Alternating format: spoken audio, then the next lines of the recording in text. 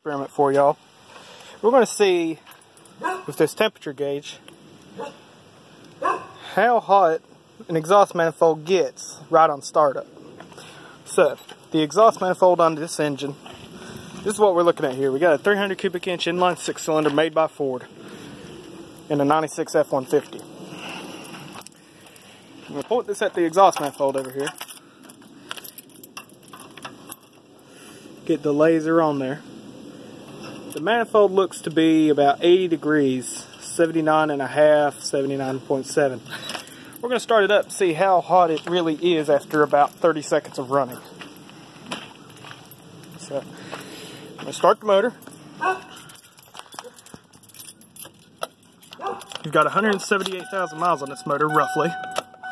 I'm going to crank her up, see what she does.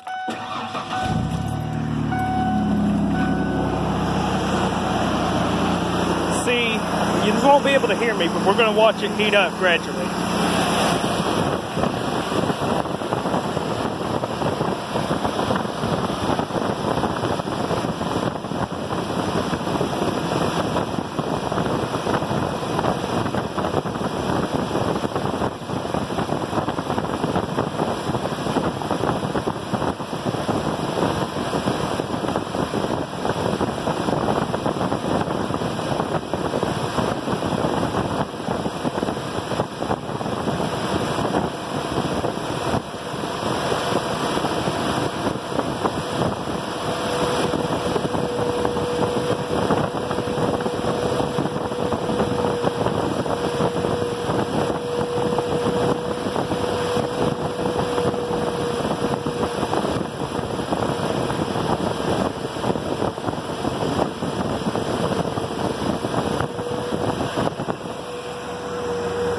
As you can see, it heats up fairly quickly, and that's because the exhaust gases are coming out, and depending on the way the cam is set up, it may also spit flames straight out of the head.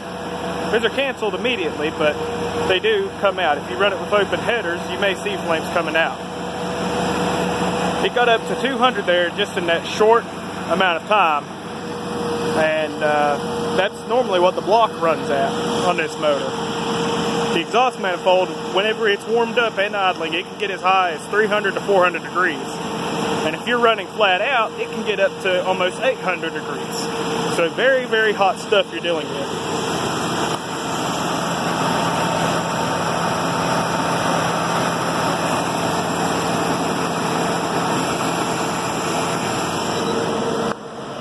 A lot of it is also to do with the exhaust manifold not being very dense. The cast iron block in this engine weighs about 560 pounds once everything's assembled.